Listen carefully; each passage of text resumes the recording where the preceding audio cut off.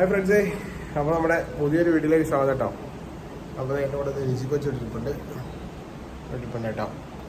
നമ്മുടെ ബാക്കിൽ അപ്പുറത്തെ റൂമിൽ ഞങ്ങൾ ഉറങ്ങുന്നുണ്ട്, അതുകൊണ്ട് ഇങ്ങനെ കാണിച്ചത്. അപ്പോൾ എന്താ പരിപാടി എന്ന് വെച്ചാൽ, രാവിലെ അച്ഛൻ ഹോസ്പിറ്റലിലേക്ക് പോയിട്ടോ. ഞാൻ കുറേ അധികം തുണി അലക്കാറുണ്ട്. അപ്പോൾ ഇന്നലെ ഞാൻ വീട്ടിൽ പറഞ്ഞാൽ ഇവിടെ ലോണ്ടറി ഉണ്ട്, അവിടെ കൊണ്ട് അലക്കാന്ന്. പക്ഷെ അവിടെ പോയപ്പോഴാണ് അവിടെ ഒരാഴ്ച ഡ്രസ്സ് കിട്ടാനായിട്ട്, പിന്നെ ഭയങ്കര ചാർജും. പിന്നെ ഒന്നും നോക്കില്ല, രാവിലെ എഴുന്നേറ്റ് ഡ്രസ്സെല്ലാം അലക്കിയിട്ട് ഇനിയിപ്പോൾ അത് അലക്കി ഉണക്കാനിട്ടണം കേട്ടോ. ഞാൻ ബസ്സിൽ എനിക്ക് വിശക്കെന്ന് പറഞ്ഞിട്ട് വന്ന് പെട്ടെന്ന് പോയി ഫുഡൊക്കെ വാങ്ങിയിട്ട് വന്ന് ഫുഡൊക്കെ കൊടുത്തു. വെള്ളം കൂടെ കുടിക്കാൻ വേണ്ടി ഇവിടെ ഇരുത്തുക. ഇനി ഇവിടെ വെള്ളം കൂടെ കുടിച്ചതിന് ശേഷം ഞാൻ അകത്തോട്ട് കയറ്റി ഇരുത്തിയതിന് ശേഷം തുണി വിരിക്കാൻ പോകാമെന്ന് കരുതി. മണ്ടയ്ക്ക് കൊണ്ടിട്ട് കഴിഞ്ഞാൽ പെട്ടെന്ന് ഉണങ്ങി കിട്ടും.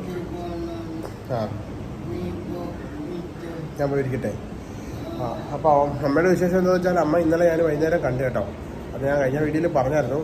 അമ്മ കണ്ടിട്ട് അമ്മയ്ക്ക് ഇത് വെച്ചതിൻ്റെ ചെറിയ പെയിനും കാര്യങ്ങളും, പിന്നെ വലതേ കൈയുടെ നരമ്പിലൂടെയും കാലിൻ്റെ നരമ്പിലൂടെയാണ് ഈ 2-3 വയറുകൾ കണക്ട് ചെയ്തേക്കുന്നത് ഹാർട്ടിലേക്ക്. പറ ഞാൻ പിടിച്ചോളാം.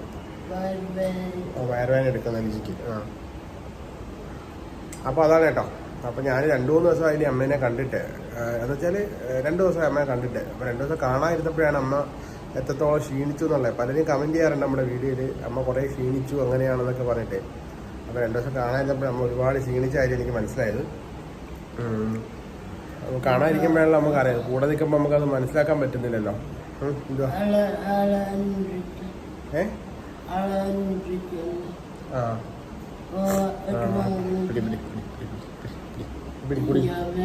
കുടിക്ക്.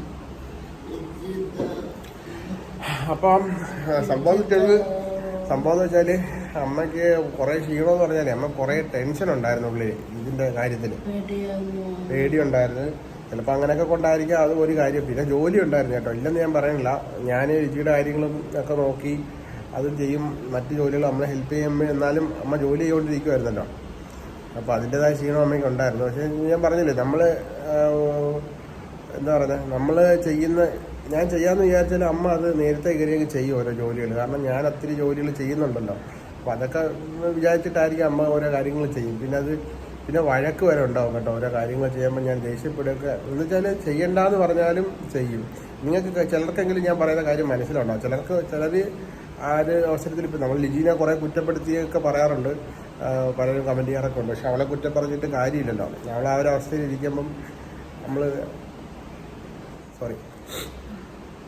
അപ്പം അവൾ ഈ ഒരു അവസ്ഥയിൽ ഇരിക്കുമ്പോൾ നമുക്ക് കൂടെ അല്ലേ ചെയ്യാൻ പറ്റത്തുള്ളൂ കാര്യങ്ങൾ.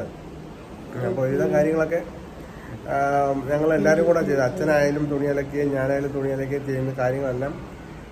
അപ്പോൾ ഞാൻ പറഞ്ഞുകൊണ്ടിരുന്നത് അങ്ങനത്തെ കാര്യങ്ങൾ കേട്ടോ. അപ്പോൾ അതുകൊണ്ടായിരിക്കും ചിലപ്പം അമ്മയ്ക്ക് ഒരു ക്ഷീണവും കാര്യങ്ങളും വന്നേ. പിന്നെ ഈ ഒരു അസുഖത്തിൻ്റെ പ്രശ്നം തന്നെയാണ്. കാര്യമായിട്ട് ഫുഡൊന്നും കഴിക്കാൻ പറ്റത്തില്ല. എന്ന് വെച്ചാൽ ശ്വാസം മുട്ടലൊക്കെ കാര്യങ്ങളൊക്കെ ഉണ്ടല്ലോ.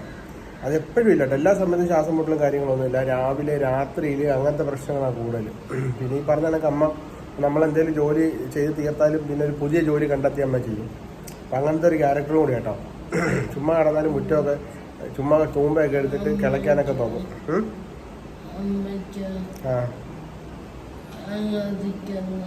അനങ്ങാതിരിക്കുന്നത് വെറുതെ ഇരിക്കുന്നത് ഇഷ്ടമല്ല, അങ്ങനത്തെ ഒരു ക്യാരക്ടർ. അതുകൊണ്ട് എന്തൊക്കെ ജോലികൾ നമ്മൾ ചെയ്ത് തീർത്താലും അമ്മ വീണ്ടും എന്തെങ്കിലും ജോലികൾ കാര്യമില്ല. അപ്പം ജോലി ചെയ്തതിൻ്റെ ഭാഗമായിട്ടും പിന്നെ ഈ ടെൻഷൻ ഒരു പ്രധാന കാര്യമുണ്ട്. നല്ല ടെൻഷനും കാര്യങ്ങളും ഉണ്ടായിരുന്നു. ഒക്കെയാണ് ഉണ്ടായത്. പിന്നെ ഈ പറഞ്ഞ കണക്ക് ജോലി ചെയ്യുന്ന കാര്യങ്ങൾ പറഞ്ഞില്ല. ഇപ്പോൾ ലിജിയുടെ കാര്യങ്ങളും പറഞ്ഞില്ല. അവൾക്കിപ്പോൾ വയ്യാതിരിക്കുന്നതുകൊണ്ടാണ് നമ്മൾ കാര്യങ്ങളൊക്കെ ചെയ്ത് കൊടുക്കേണ്ടത്. കുറച്ച് നാൾ കഴിയുമ്പോൾ അവൾ നടന്ന് റെഡിയായിട്ട് വരും. അപ്പം അമ്മയുടെ കാര്യങ്ങളൊക്കെ ഇച്ചിരി കൂടെ നമുക്ക് സേഫായിട്ട് കാര്യങ്ങളൊക്കെ ചെയ്യണമെന്നാണ് എൻ്റെ ഒരു പരിപാടി. പിന്നെ അമ്മ വീട്ടിൽ വന്നാലും ഒരാളെ ഹെൽപ്പിനൊക്കെ നിർത്തണമെന്നൊക്കെ വിചാരിച്ചത്. കാരണം ലിജിയുടെ ട്രീറ്റ്മെൻറ്റായിട്ട് ഇനി കോഴിക്കോടൊക്കെ പോകണമല്ലോ.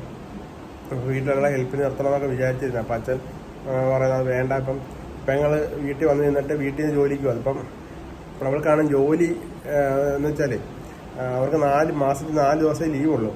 അപ്പോൾ ഈ ലീവ് എന്ന് വെച്ചാൽ അവർക്ക് എന്തെങ്കിലും പനിയോ പ്രശ്നങ്ങളോ അങ്ങനെയൊക്കെ വരുമ്പോൾ ലീവ് അങ്ങ് എടുക്കും. എടുത്തു കഴിഞ്ഞാൽ പിന്നെ ലീവ് ഇല്ലല്ലോ. പിന്നെ അതുകൊണ്ട് പ്രത്യേകിച്ച് റിലയൻസിലായതുകൊണ്ട് അവർ കർശനമായിട്ട് പിന്നെ ജോലി എന്നൊക്കെ പറഞ്ഞു വിടും. ഇപ്പോഴത്തെ കാലത്ത് ജോലി എന്ന് പറഞ്ഞാൽ വലിയ പ്രധാനമാണല്ലോ. അതുകൊണ്ടാണ് ഞാൻ ഓപ്പറേഷൻ്റെ അന്ന് അവൾ വന്നിട്ട് പോയത്. ഓപ്പറേഷൻ്റെ അന്ന് വന്ന് ഞാൻ പറഞ്ഞു വരാൻ, വീട്ടിൽ പോയി ജോലിക്ക് പോകാൻ പറഞ്ഞു. കാരണം സാമ്പത്തികമായിട്ടൊക്കെ എല്ലാവർക്കും ഓരോരോ പ്രശ്നങ്ങളല്ലേ. അപ്പോൾ അതിനിടയ്ക്ക് അപ്പോൾ നമ്മളെ കൊണ്ട് ചെയ്യാൻ പറ്റുന്ന പരമാവധി കാര്യങ്ങൾ നമ്മൾ മാക്സിമം ചെയ്യുക. അതൊക്കെയാണ് പരിപാടി. അതൊക്കെയാണ് നമ്മളിപ്പോൾ വിചാരിക്കുന്ന കാര്യം കേട്ടോ. വീട്ടിലൊരാളെ നിർത്താന്ന് വെച്ചാൽ രാവിലെ ഭക്ഷണം വെക്കാനും തുണി അലക്കാനുമായിട്ട് ഒരാളെ നിർത്തിയില്ലെങ്കിൽ അമ്മ എന്താ പ്രശ്നം വെച്ചാൽ അമ്മ ഇതിനെക്കുറിച്ച് ചിന്തിക്കാതെ അത് വീണ്ടും ചെയ്യും. അതുകൊണ്ടാണ് ഞാൻ അങ്ങനെ വിചാരിക്കാതെ നമ്മൾ ചെയ്യാം, ഞാനും അച്ഛനും കൂടെ ചെയ്യാനാണ് പ്ലാൻ ചെയ്തേക്കുന്നത്. പക്ഷെ എന്താ പ്രശ്നം, ഞങ്ങൾ ചെയ്യുമ്പോൾ അമ്മ അതിൻ്റെ ഇടയ്ക്ക് കയറി വരും. അതിന് ഒരു എന്താ പറഞ്ഞാൽ നമ്മൾ പിന്നെ വഴക്ക് പറഞ്ഞാൽ പോലും കേൾക്കൂല. അങ്ങനെ ശീലമായിപ്പോയി. കാരണം മറ്റുള്ളവർക്ക് വേണ്ടി അങ്ങ് ജോലി ചെയ്തു അല്ല, അങ്ങനെ അങ്ങ് ശീലമായിപ്പോയി. ശീലം എന്നല്ല, അങ്ങനെ ഒരു സ്വഭാവമായിപ്പോയി അമ്മയ്ക്ക്. അപ്പോൾ അതുകൊണ്ട് നമുക്ക് നല്ല വിഷമാണ് സത്യം പറഞ്ഞാൽ. ചെയ്യേണ്ടതെന്ന് പറഞ്ഞാലും ചെയ്യും, അങ്ങനത്തെ കാര്യങ്ങൾ കേട്ടോ. അതെല്ലാ വീട്ടിലും എല്ലാ അമ്മമാരും അങ്ങനെ ആയിരിക്കുമെന്ന് എനിക്ക് തോന്നുന്നത്. കാരണം ഭർത്താവോ മക്കളോ കഷ്ടപ്പെടുന്ന എൻ്റെ അമ്മമാർക്ക് സഹിക്കത്തില്ല. അവർ ഇറങ്ങി അവർക്ക് വയ്യെങ്കിലും അവരുടെ ജോലിയും കാര്യങ്ങളെല്ലാം ചെയ്യും. ആ ടൈപ്പിലൊരു അമ്മയാണ് കേട്ടോ. അല്ലാതെ അമ്മയെ കൊണ്ട് അധികം കാര്യങ്ങളൊന്നും പരമാവധി ചെയ്യാതെ ഞാൻ എല്ലാ കാര്യങ്ങളും നോക്കാറുണ്ട്. എൻ്റെ ആരോഗ്യം പരമാവധി എടുത്ത് ഞാൻ എല്ലാ കാര്യങ്ങളും ചെയ്യാൻ നോക്കും. മരുന്ന് തരാം. അപ്പം അങ്ങനത്തെ കാര്യങ്ങൾ. അപ്പം എന്തായാലും ഇന്നിപ്പോൾ നമ്മൾ ഡിസ്ചാർജായി വരുവാണെങ്കിൽ 2 ദിവസം ഞങ്ങൾ ഇവിടെ നിൽക്കാമെന്ന് കരുതി. കാരണം ഉടനെ നമ്മുടെ ഈ കാലാവസ്ഥയിൽ നിന്നൊക്കെ ഒന്ന് മാറി വീട്ടിലോട്ട് ചെല്ലുമ്പോൾ പ്രശ്നങ്ങളൊന്നും ഇൻഫെക്ഷനും കാര്യങ്ങളൊന്നും ഉണ്ടാകാതിരിക്കുക എന്നുള്ളത് മെയിൻ. അപ്പോൾ പെട്ടെന്ന് വീട്ടിലോട്ട് ചെല്ലുമ്പോൾ ആൾക്കാരൊക്കെ കാണാൻ വന്നാൽ അതൊരു ബുദ്ധിമുട്ടാണ്. അതുകൊണ്ട് എനിക്ക് എന്തായാലും നമ്മൾ വലിയൊരു കാര്യം, നമ്മുടെ ഹാർട്ടിൻ്റെ പ്രശ്നമാണ്. ഇനിയിപ്പോൾ എത്ര പൈസ ചിലവായാലും ഒരു 2 ദിവസം എന്തായാലും കൂടി ഇവിടെ നിന്ന് അമ്മയുടെ ഹെൽത്ത് ഒന്ന് ഓക്കെ, അമ്മ പഴയ ഒരു എനർജിയിലേക്ക് വന്നതിന് ശേഷം ഇവിടുന്ന് പോകുന്ന ഞാൻ ഇപ്പം മനസ്സുകൊണ്ട് വിചാരിക്കുന്നത്. ഞാൻ പറഞ്ഞില്ല, ഞാൻ എല്ലാത്തിലും ഒരു പ്രത്യേക പ്ലാനിങ് എല്ലാത്തിലും എനിക്കുണ്ട്. അത് ലിജിയുടെ കാര്യത്തിലായാലും ആ ഒരു പ്ലാനിങ്ങിലൂടെയാണ് ഞാൻ ഇവിടം വരെ എത്തിയത്. അതിന് അമ്മയുടെ കാര്യത്തിൽ എനിക്ക് വ്യക്തമായൊരു പ്ലാനിങ് എല്ലാത്തിലും ഉണ്ട്. ആ പ്ലാനിങ്ങും കാര്യങ്ങളെല്ലാം നടത്തി വേണം എനിക്ക് മുന്നോട്ട് പോകാൻ. കാരണം അത്രയും വലിയൊരു കാര്യം അമ്മയുടെ സർജറി ചെയ്തപ്പം അതിനി കെയർഫുള്ളായിട്ട് കൊണ്ടുപോയി നിർത്തേണ്ട കാര്യം ഉത്തരവാദിത്വം എനിക്കുണ്ട്. അപ്പോൾ അതിൻ്റെ കാര്യങ്ങൾ ഞാൻ പ്ലാൻ ചെയ്യുന്നുണ്ട്. അപ്പോൾ അതിൽ നിങ്ങളോട്ടത് കാര്യങ്ങൾ ഷെയർ ചെയ്തതന്നേ ഉള്ളൂ. ഇനിയിപ്പോൾ പെങ്ങൾ വീട്ടിൽ വന്നാൽ ജോലിക്ക് പോകുന്നുണ്ടെങ്കിൽ കുറേ കാര്യങ്ങൾ ചെയ്യും. ഈ പകല് അവൾ ജോലിക്ക് പോകുമ്പോൾ അമ്മ ഓരോ കാര്യങ്ങൾ ചെയ്യും. അതാണ് എനിക്കിപ്പോൾ എൻ്റെ പേടി എന്ന് പറഞ്ഞാൽ മെയിനായിട്ട്. അമ്മയ്ക്ക് അത് എത്ര പറഞ്ഞാലും മനസ്സിലാവില്ല. കാരണം ഹാർട്ടിൻ്റെ പ്രശ്നമാണ്. അത് ചെയ്തുകൂടാന്ന് പറഞ്ഞാൽ അമ്മ അതിപ്പോൾ ചെയ്താൽ എനിക്ക് കുഴപ്പമൊന്നുമില്ല എന്നുള്ള രീതിയിലമ്മ. അപ്പോൾ നിങ്ങൾ ഒത്തിരി പേര് അമ്മനെ വിളിച്ച് കാര്യങ്ങളൊക്കെ പറഞ്ഞപ്പോൾ അമ്മ ഒത്തിരിയൊക്കെ അടങ്ങി ഒതുങ്ങിയൊക്കെ ഇരുന്നു കുറേ കാലം. എന്നാലും നമ്മൾ കണ്ടില്ല. ഞാനിപ്പോൾ എവിടെയും പുറത്ത് പോവുകയാണെങ്കിൽ അമ്മ വീണ്ടും എന്തെങ്കിലും കാര്യം ചെയ്യും. പിന്നെ ലിജിയുടെ കാര്യങ്ങളിലെ ഫുള്ള് ഞാൻ തന്നെ നോക്കുന്നുണ്ട്. അവളെ കുളിപ്പിക്കുന്ന, അവിടെ കാര്യങ്ങൾ ചെയ്യുന്നത്, അവൾ എല്ലാ കാര്യങ്ങളും ഞാൻ തന്നെ ചെയ്യുന്നത്. അതിലൊന്നും അമ്മേനെ ഇടപെടുത്താറില്ല. കാരണം അമ്മയ്ക്ക് കൊണ്ട് പറ്റത്തില്ല. കാരണം ഇവിടെ എടുത്ത് നോക്കാനോ അല്ലെങ്കിൽ ഇവളുടെ കാര്യങ്ങൾ ചെയ്യാനോ അവളെ തിരിച്ച് മറിഞ്ഞ് കിടത്താനോ ഒന്നും അമ്മയ്ക്ക് ആരോഗ്യം കൊണ്ട് പറ്റത്തില്ല. അതുകൊണ്ട് ആ കാര്യങ്ങളെല്ലാം ഞാൻ തന്നെ ചെയ്യുന്നത്. പുറത്തിരുത്തണം. ഓക്കെ, ഇരുത്താം. അപ്പോൾ ഇനി പരിപാടി എന്ന് വെച്ചാൽ എനിക്ക് കുറച്ച് തുണി അലക്കി വെച്ചേക്കുന്നത് മുകളിൽ കൊണ്ട് വിരിച്ചതിന് ശേഷം വന്നിട്ട് ലിജിനെ കുളിപ്പിക്കണം, എനിക്കും കുളിക്കണം. അതായത് ഉച്ച കഴിഞ്ഞിട്ട് 3 മണിക്ക് ശേഷം ഞങ്ങൾ ആശുപത്രിയിലോട്ട് പോകുന്നുള്ളൂ. കാരണം ഡിസ്ചാർജ് പറയുകയാണെങ്കിൽ അന്നേരത്തേക്ക് ചെന്നാൽ മതി. ഇന്നലെ രാത്രി ഒരു 10 മണി അടുപ്പിച്ച് അവിടുന്ന് വിളിച്ചായിരുന്നു. അമ്മയുടെ ഒരു ഗുളിക തീർന്നു പോയിട്ട് മേടിക്കണം, പുറത്തുനിന്ന് മേടിക്കണം. അത് അമ്മ കഴിച്ചുകൊണ്ടിരുന്ന ഗുളിക. അങ്ങനെ അത് വാങ്ങിച്ച് കൊടുത്തപ്പോൾ നേഴ്സിനോട് പറഞ്ഞ് നാളെ മിക്കവാറും ഡിസ്ചാർജ് ഉണ്ടാവുമായിരിക്കും ചിലപ്പോൾ. അങ്ങനെയാണെങ്കിൽ എന്തായാലും ഇല്ലെങ്കിൽ നിങ്ങളൊരു 4 മണിക്ക് ശേഷം വന്നാൽ മതി. അപ്പോൾ കയറി കണ്ടിട്ട് ഡോക്ടർ അങ്ങനെ പറയുകയാണെങ്കിൽ ഡിസ്ചാർജ് ആയിട്ട് നിങ്ങൾക്ക് രാത്രിയിലേക്ക് പോകാമെന്ന് പറഞ്ഞു. അപ്പോൾ അതുകൊണ്ട് ലിജിനെ പിന്നെ അവിടെ കൊണ്ടിരുത്തി ഇവൾക്ക് കുറേ നേരം ഇരിക്കുമ്പോൾ നടുവേദനയും പ്രശ്നങ്ങൾ കേട്ടോ. അപ്പം അതുകൊണ്ട് അവളായിട്ട് പോകണ്ടെന്ന് കരുതി കേട്ടോ. അപ്പോൾ കുറേ പേര് അങ്ങനെയൊക്കെ പറയുമ്പോൾ ഇവൾക്ക് ചെറിയ വിഷമവും കാര്യങ്ങളൊക്കെ ഉണ്ട്. പക്ഷേ അതിലൊന്നും കാര്യമില്ല കേട്ടോ. കുറേ കൂടി നമുക്ക് മനസ്സിലാവും. നമുക്ക് ആ ഒരു അവസ്ഥയിലൂടെ പോകുമ്പോൾ നമ്മൾ കുറച്ചുകൂടി മനസ്സിലാവും കാര്യങ്ങൾ. നമ്മൾ 4 പേരല്ല വീട്ടിലുള്ളൂ. അവൾക്കൊന്നും ചെയ്യാൻ പറ്റില്ല. ഞാനും അച്ഛനും അമ്മയും വീട്ടിലുള്ളൂ. അപ്പോൾ ഞങ്ങൾ ചെറിയ ചെറിയ കാര്യങ്ങളെല്ലാം ഷെയർ ചെയ്ത് ചെയ്യും. നമ്മളെ കൊണ്ട് പറ്റുന്ന പോലെ എല്ലാ കാര്യങ്ങളും ഷെയർ ചെയ്തു. പിന്നെന്താ പറയുന്നത്, എല്ലാ പ്രിക്കോഷൻസും കാര്യങ്ങളും എടുത്തിട്ട് തന്നെയാണ് ആശുപത്രിയിലേക്ക് വന്നത് കേട്ടോ. അപ്പോൾ ആരും ആശങ്കപ്പെടേണ്ട. അമ്മ ക്ഷീണിച്ചതിൻ്റെ പ്രശ്നം എന്താണെന്നുള്ളത് ഒരു കാര്യം എനിക്ക് തോന്നിയത് ഈ ടെൻഷൻ പ്രശ്നം തന്നെയാണ്. ടെൻഷൻ നല്ല രീതിയിലുണ്ടായിരുന്നു. അത് ആശുപത്രിയിലൊക്കെ വന്നപ്പോൾ എനിക്ക് നല്ലോണം മനസ്സിലായി ടെൻഷൻ്റെ കാര്യങ്ങളൊക്കെ. കാരണം അമ്മയ്ക്ക് ഏറ്റവും വലിയ പ്രശ്നം എന്ന് വെച്ചാൽ ഈ സർജറി ഒന്നുമല്ല, ഈ ആശുപത്രി കിടക്കുന്നത് നമുക്ക് പേടിയാണ്. അമ്മ ഈ ലിജി ആശുപത്രി കിടന്നപ്പം ലിജി ഇങ്ങനെ പറയും, ആശുപത്രി കിടന്ന കാര്യത്തെക്കുറിച്ചൊക്കെ പറയുമ്പോഴേ അമ്മയ്ക്ക് അതെല്ലാം ഈ ആശുപത്രി എങ്ങനെ ഇത്രയും ആൾക്കാരെ വിട്ടിട്ട് അങ്ങനെ ആശുപത്രി കിടക്കും. ലിജി പിന്നെ 7 മാസം കിടന്നെങ്കിൽ അവൾക്ക് ബോധമില്ലായിരുന്നു. അതുകൊണ്ട് പിന്നെ അവളൊന്നും അറിഞ്ഞില്ല. പക്ഷേ ഇങ്ങനെ കിടക്കുമ്പോൾ അമ്മയ്ക്കൊരു ടെൻഷൻ ഉള്ളിൽ ഉണ്ടായിരുന്നു. പിന്നെ ഈ പൈസയുടെ പ്രശ്നങ്ങളൊക്കെ അവസാന നിമിഷങ്ങളിലെ പൈസയൊക്കെ റെഡിയായത്. അപ്പോൾ അതിൻ്റെ ടെൻഷനും കാര്യങ്ങളൊക്കെ ഉണ്ടാവും. ഞാൻ ഇങ്ങനെ കിടന്ന് കഷ്ടപ്പെടുന്നു എന്നൊക്കെ അമ്മമാരല്ലേ, അപ്പോൾ അങ്ങനെയൊക്കെ ചിന്തിക്കും. അവൻ കിടന്ന് കഷ്ടപ്പെടുവാണല്ലോ, എനിക്ക് വേണ്ടി കഷ്ടമാണ്, അവന് വേണ്ടി കഷ്ടപ്പെടും. എന്നെ സംബന്ധിച്ചോളം എനിക്ക് ലൈഫിലോരോ സ്ട്രഗിളുകൾ ഇങ്ങനെ എനിക്കിപ്പം നേരിടുമ്പോൾ ഒരു മനസ്സംതൃപ്തി. നമ്മൾ ജീവിക്കുന്നത് തന്നെ നമ്മുടെ വീട്ടുകാർക്ക് വേണ്ടിയാണ്, ഭാര്യയ്ക്കും അമ്മയ്ക്കും അച്ഛനും വേണ്ടിയിട്ടാണ് ജീവിക്കുന്നത്. അപ്പോൾ അവർക്ക് വേണ്ടി ചെയ്യുന്നതാണ് എൻ്റെ ജീവിതത്തിലെ ഏറ്റവും വലിയ കടമ. അല്ലാതെ എനിക്ക് ലൈഫിൽ ഒരു 60 വർഷം 70 വർഷം ജീവിച്ചു പോകുമ്പോൾ ഞാൻ ലൈഫിൽ എന്ത് ചെയ്തു അല്ലെങ്കിൽ എന്ത് നേടി ഞാൻ ലൈഫിൽ. നമ്മുടെ ലൈഫ് നമ്മുടെ കുടുംബം എന്ന് പറയുന്നതാണ് നമുക്ക്. അതിന് വേണ്ടിയല്ലേ നമ്മളെല്ലാവരും ജീവിക്കുന്നത്. അവർ അല്ലെങ്കിൽ നമ്മൾ കാശുണ്ടാക്കുന്നു, ചിലവഴിക്കുണ്ടാക്കുന്നു, നമ്മൾ ജീവിക്കുന്നു, ഭക്ഷണം കഴിക്കുന്നു, നമ്മുടെ വീട്ടുകാരുടെ കാര്യങ്ങൾ നോക്കുന്നു. ഇത് തന്നെയാണ് നമ്മുടെ ജീവിതം. ഇതല്ലാതെ വേറെന്താ ജീവിതം? അതിൽ പണ്ടൊക്കെ ആൾക്കാർ ചോദിക്കും, മെസ്സേജ് നമ്മുടെ വീഡിയോയിൽ കമൻ്റൊക്കെ ഇടും കേട്ടോ, ശ്രീജിത്ത് എന്തായാലും വിജയനെ കളഞ്ഞിട്ട് പോയില്ലല്ലോ. അതെങ്ങനെ കളഞ്ഞിട്ട് പോകാൻ പറ്റും? നമ്മുടെ ജീവിതം ഇതാണ്, നമ്മുടെ ലൈഫ് ഇതാണ്. നമുക്ക് എങ്ങനെ കളഞ്ഞിട്ട് പോകാൻ പറ്റും? ഇത് പറഞ്ഞാൽ പിന്നെ വേറൊരു ജീവിതം പുതിയതായിട്ട് ഉണ്ടാക്കാൻ പറ്റുമോ? അതൊന്നും ഉണ്ടാക്കാൻ പറ്റില്ല. അതല്ല നമ്മുടെ ജീവിതം. നമ്മുടെ ജീവിതം എന്ന് പറഞ്ഞാൽ ഇതാണ്. ഇതിൽ നിന്ന് സ്ട്രഗിൾ ചെയ്ത് രക്ഷപ്പെട്ട് പുറത്ത് വരിക എന്നുള്ളൂ. എന്ത് സങ്കട പ്രശ്നങ്ങളുണ്ടായി. അപ്പം ഇപ്പം നമുക്ക് വലിയ പ്രശ്നങ്ങളില്ലാത്തതുകൊണ്ട് ഞാൻ വർത്തമാനം പറയുന്നതല്ല. ഓ,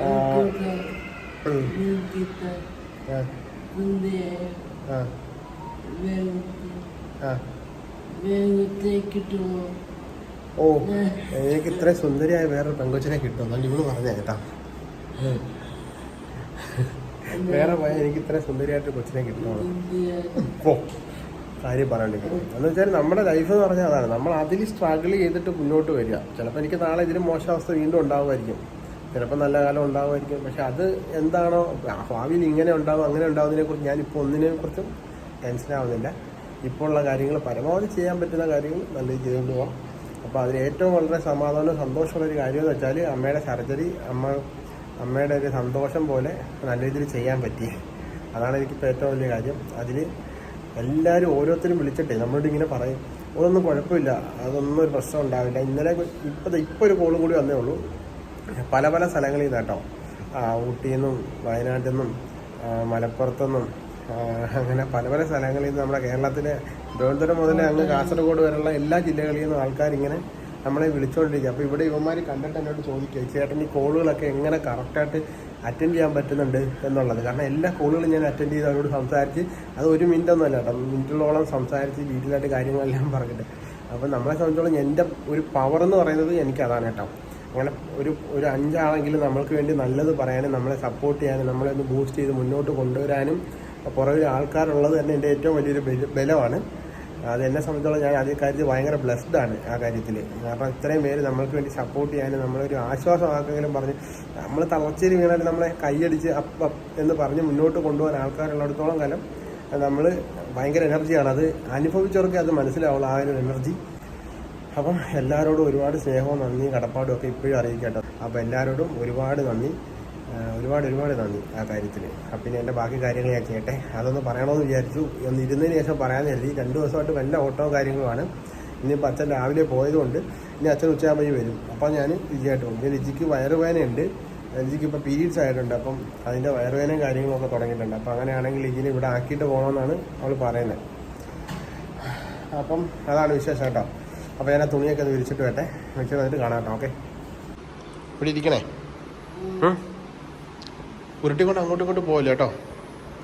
പിന്നെ ഈ റൂമിൽ അവന്മാരുണ്ടായിട്ട് എനിക്ക് ഭയങ്കര ഗുണം കേട്ടോ. ഇന്നലെ രാത്രി 10 മണിക്ക് ഞാൻ ആശുപത്രി പോയപ്പോൾ ഉണ്ടല്ലോ, ഇവിടെ ഇരുത്തിയിട്ടാണ് പോയത്. അച്ഛൻ നേരത്തെ ഗുളിക കഴിച്ചിട്ട് ഉറങ്ങുന്ന കാരണം ഉറങ്ങി. എന്തുവാ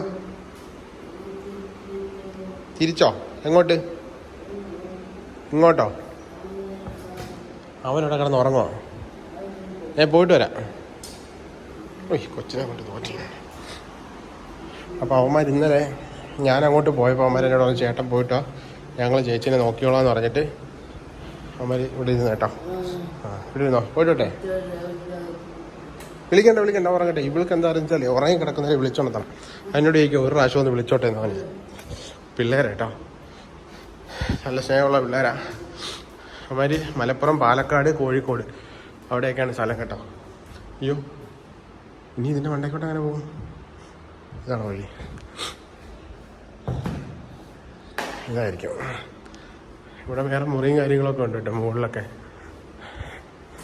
ഇതിൻ്റെ മുകളിൽ നമ്മുടെ വീട് പോലെ നമുക്ക് ഈ സ്റ്റെപ്പ് കയറി പോകണം കേട്ടോ. ഞാൻ പറഞ്ഞെന്തോ, ഇന്നലെ ഞാൻ അങ്ങനെ രാത്രി 10 മണിയായി പോയപ്പോൾ ഗുളിക മേടിച്ചു കൊടുക്കാൻ വേണ്ടി പോയത്. അപ്പം അവന്മാർ നോക്കിക്കോളാന്നൊക്കെ പറഞ്ഞാൽ പിന്നെ അവന്മാരടുത്ത് ആക്കിയിട്ടാണ് പോയത്. അടിപൊളി. ഇവിടെ ഇട്ടാൽ നല്ലതായിട്ട് പെട്ടെന്ന് ഉണങ്ങും കേട്ടോ. ഓക്കെ, ഞാൻ ഈ തുണിയൊക്കെ ഒന്ന് വിരിക്കട്ടെ. അപ്പോൾ ദേ അവിടെയാണ് ലുലു മാൾ കേട്ടോ. ഒരു ചെറിയ ഭാഗം കാണാം, അവിടെ ഒരു മഞ്ഞ കാണുന്നുണ്ട്. ആ ബിൽഡിങ്ങിൻ്റെ അപ്പുറത്തൊരു മഞ്ഞ, അത് ലുലു മാളാണ് കേട്ടോ. ലുലു ഹൈപ്പർ മാർക്കറ്റിൻ്റെ ബോർഡൊക്കെ അവിടെ ഇരിപ്പുണ്ട്. നിങ്ങൾക്ക് കാണാൻ പറ്റുന്നുണ്ടോ അറിയാൻ വയ്യ. ഇവിടെയൊക്കെ ഓരോരോ വീടും കാര്യങ്ങളോ. അവിടെ ഒരു ഫ്ലാറ്റ് അങ്ങനെ സെറ്റപ്പ് കേട്ടോ. അപ്പോൾ ഞാനെന്തായാലും അവസാന വീഡിയോയിൽ ഇവിടുത്തെ റെൻറ്റും കാര്യങ്ങളൊക്കെ എങ്ങനെയാണെന്നൊക്കെ പറഞ്ഞുതരാം. തിരുവനന്തപുരത്തൊക്കെ എന്തെങ്കിലുമൊക്കെ സ്റ്റേക്ക് വരുന്നവർക്കേ നിൽക്കാൻ പറ്റിയ അടിപൊളി വീട് പോലെ കണ്ട് നിൽക്കാൻ പറ്റുന്ന സംഭവമാണ് ഇത്. പിന്നെ നമ്മുടെ ഞാവൽപ്പഴത്തിൻ്റെ മരമാണ് കേട്ടോ, ഞാവൽപ്പഴം. ഓക്കെ, ഞാനെന്തായാലും ഡ്രസ്സൊന്ന് വിരിച്ചിട്ടോ. അപ്പോൾ നമ്മളിതേ തുണിയെല്ലാം വിരിച്ചിട്ട് കേട്ടോ, കുറച്ച് തുണി താഴെയും വിരിച്ചിട്ട് കേട്ടോ. കാരണം ഇന്നലെ രാത്രി കുറച്ച് തുണി കഴിയിട്ടായിരുന്നു ലിജിക്ക് ഇട്ടുകൊണ്ട് പോകാനുള്ള ഡ്രസ്സും കാര്യങ്ങളൊക്കെ. പിന്നെ നമ്മൾ 4 ജോഡി ഡ്രസ്സുമായിട്ടാണ് വന്നത് കേട്ടോ. ഇപ്പം തന്നെ 4 ദിവസമായി. ഇപ്പം എന്തായാലും പെട്ടെന്നാണ്, അത്രയ്ക്ക് ചൂടെന്ന് വെച്ചാൽ അത്രയ്ക്ക് ചൂടാണ്. അതിൽ ഉണങ്ങി കഴിയുമ്പോൾ വരാം. ഇനിയിപ്പം അടച്ചിട്ടേക്കാം. ഓക്കെ, വിജയ താഴെ ഇരുത്തേക്ക് എന്തായാലും നോക്കട്ടെ. ആ അവൻ എണീറ്റോ? അവൻ ഇരിക്കട്ടെ, ഞാൻ ഇത് കൊണ്ടുവച്ചിട്ടെ. അവൻ്റെ വിളിച്ചുണർത്തിയോ? ആ, നീ വിളിച്ചല്ല, ലിജി വിളിച്ചില്ല. ഞാൻ അവരോട് പറഞ്ഞ് അവരെ വിളിച്ചല്ലേ, ഒരു ജോലി എൻ്റെ അടുത്ത് ഉറങ്ങുവന്ന്. ഞങ്ങളങ്ങനെ ഉച്ചയ്ക്ക് ഭക്ഷണമൊക്കെ കഴിച്ചിട്ടേ ഇപ്പം അമ്മയുടെ ഡിസ്ചാർജ് പറഞ്ഞിട്ടുണ്ട്. അപ്പം അച്ഛൻ അവിടെ ഉണ്ട്. അപ്പം ഞാൻ ലിജിയോട് അങ്ങോട്ട് പോകും. അമ്മയുടെ ഡ്രസ്സും കാര്യങ്ങളൊക്കെ ആയിട്ട് അങ്ങോട്ട് പോയിക്കൊണ്ടിരിക്കുക. ഡിസ്ചാർജ് ആയിപ്പോൾ വരും കേട്ടോ. അപ്പോൾ ഇനി സമയമില്ല, അവിടുന്ന് വിളിച്ച് പെട്ടെന്ന് അങ്ങോട്ട് പോവാം. അപ്പോൾ ഞാൻ റൂമൊക്കെ ഒന്ന് വൃത്തിയാക്കി ഒന്ന് വൃത്തിയാക്കിയിട്ട് പിന്നെ ഡ്രസ്സെല്ലാം കൂടെ പിന്നെ കുറച്ച് ഡ്രസ്സൊക്കെ കഴുകി ബാക്കി എല്ലാം കൂടെ വൃത്തിയാക്കി വെച്ച്. കാരണം ഇനി അമ്മ വന്നു കഴിഞ്ഞാൽ ഭയങ്കര ഫ്രഷായിട്ട് കയറണം. അതുകൊണ്ട് റൂമെല്ലാം ഫുൾ തുടച്ച് വൃത്തിയാക്കി ജനലും എല്ലാം തുടച്ച് പൊടിയൊന്നും ഇല്ലാത്ത രീതിയിലാക്കി വെച്ച് ഞാൻ. അങ്ങനെ നിരവധി പണികളായിരുന്നു ഉച്ചയ്ക്ക് ശേഷം. അപ്പോൾ ഞങ്ങൾ തിരിക്കുക നേരെ ആശുപത്രിയിലേക്ക് പോകട്ടോ. ഞങ്ങളിത് നേരെ അമ്മേനായിട്ട് വന്ന് റൂമിൽ വന്നു കേട്ടോ.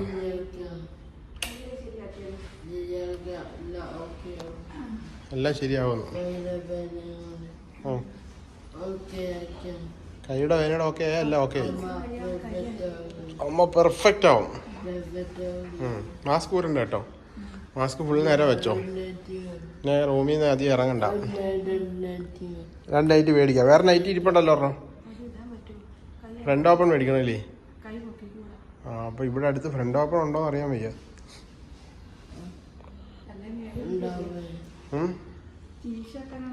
അല്ല, ഞാൻ പോയിട്ട് വിട്ടെന്നാ. നാളെ മേടിക്കാം. അപ്പോൾ അവൻ സൗദി ബ്രോ ഇവിടെ എല്ലാം തുടച്ച് വൃത്തിയാക്കട്ടെ. അമ്മ വരുന്നുണ്ടെന്ന് പറഞ്ഞപ്പോൾ പുള്ളി തന്നെയാണ് ഇവിടെ മുഴുവൻ ക്ലീൻ ചെയ്തത്. വെള്ളമൊക്കെ ഒഴിച്ച് ഫുള്ള് ക്ലീൻ ചെയ്ത് ഇവിടെ മൊത്തം തുടച്ച് കേട്ടോ. സോപ്പൊക്കെ ഇട്ട് തുടച്ച് വൃത്തിയാക്കി. ഇപ്പോൾ ഇച്ചിരി ക്ഷീണമുണ്ട് അമ്മയ്ക്ക്. അതുകൊണ്ട് അമ്മ നേരെ പോയിട്ട് കിടക്കട്ടെ. എന്നാൽ നാളെ വിശദീകരിച്ച് കാര്യങ്ങളൊക്കെ പറയാം. വിശപ്പുണ്ടോ? എന്താ ചോദിച്ചേക്ക്? പയർ കറി. ആ ആ, പയർ കറി, മുട്ട, സാലഡ്.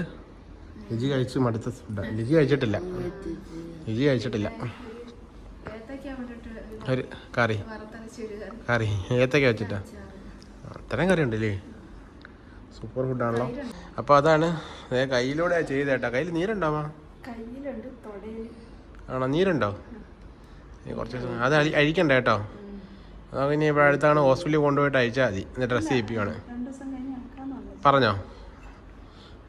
ഇതാവല്ലേ, പഴുക്കരുത്. കുളിക്കണ്ടെന്ന് പറഞ്ഞോ? എത്ര ദിവസം കഴിഞ്ഞിട്ട് കുളിക്കണമെന്ന് പറഞ്ഞോ? അദ്ദേഹം തുടച്ചാൽ മതി. വൈപ്സ് തൊട്ട് തുടച്ചാൽ മതി, കുളിക്കണ്ട. ഇൻഫെക്ഷൻ ഒന്നും വരാൻ പാടില്ല. അതാണ് മെയിനായിട്ടുള്ള സംഭവം. അതുകൊണ്ട് നമുക്ക് ഇവിടെ നിൽക്കാമെന്ന് പറഞ്ഞാൽ കുറച്ച് ദിവസം. ഇങ്ങോട്ട് പോയാലും ബാത്റൂമിലൊക്കെ പോകാനൊക്കെ ബുദ്ധിമുട്ടല്ലേ?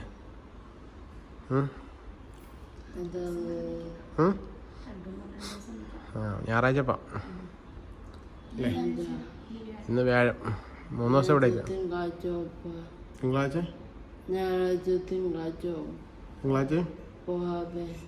പോവാം. ആ, കുറച്ച് ദിവസം ഇവിടെ നിന്ന് ഹെൽത്ത് ഒന്ന് ഓക്കെ. ഭക്ഷണമൊക്കെ കഴിച്ചേ. പുറത്തിറങ്ങിയിട്ടുള്ള വെയിലൊക്കെ ഉണ്ടല്ലേ? അവിടെ അമൃത അങ്ങോട്ട് ഇറങ്ങി ഇച്ചിരി വെയിലൊക്കെ കൊള്ളാം. അതിലെ കൊണ്ട് റെഡി ആയിട്ട് പയ്യപ്പോ റെഡി ആ ആ ആ അത് തന്നെ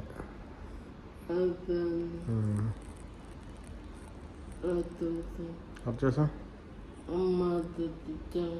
അമ്മ ശ്രദ്ധിച്ച കുഴപ്പമില്ലാതെ നടക്കാം. കുഴപ്പമില്ല, ഒരു പ്രശ്നമില്ലാതെ നടക്കാം. ഇൻഫെക്ഷനൊക്കെ ആവും. ആ പ്രശ്നം നീ ഇറക്കിയതോടാ.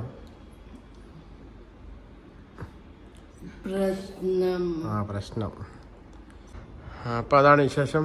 അപ്പം ഒക്കെ വെച്ചു, നല്ല സന്തോഷമായിട്ട് തിരിച്ച് വീട്ടിൽ വന്നു. ഇതായിട്ട് ചെറിയ വിശേഷമായിട്ട് നിങ്ങളെന്ന് അറിയിച്ചേട്ടോ. ചോട്ട് ഞങ്ങൾ ഇതിനു വേണ്ടി കാത്തിരിക്കുക തിരിച്ചറിഞ്ഞപ്പോൾ കുറേ പേര് വിളിച്ചിട്ടൊക്കെ ഉണ്ടായിരുന്നു കേട്ടോ. കുറേ പേര് വിളിച്ച് കാര്യങ്ങളൊക്കെ തിരക്കി. അപ്പോൾ എല്ലാവരും പറഞ്ഞ കാര്യമാണ് കുറച്ച് ദിവസത്തേക്ക് വീട്ടിൽ പോകണ്ട, ഇവിടെ തന്നെ നിൽക്കാൻ പറഞ്ഞ്. കാരണം നമ്മുടെ വീട്ടിലെ അവസ്ഥകളും കാര്യങ്ങളും സാഹചര്യങ്ങളൊക്കെ എല്ലാവർക്കും അറിയാവുന്നതുകൊണ്ട് അങ്ങനെ പറഞ്ഞ കേട്ടോ. അപ്പോൾ അതാണ് വിശേഷം കേട്ടോ. അപ്പം ബൈ, എല്ലാവർക്കും നാളെ കാണാം. ഓക്കെ.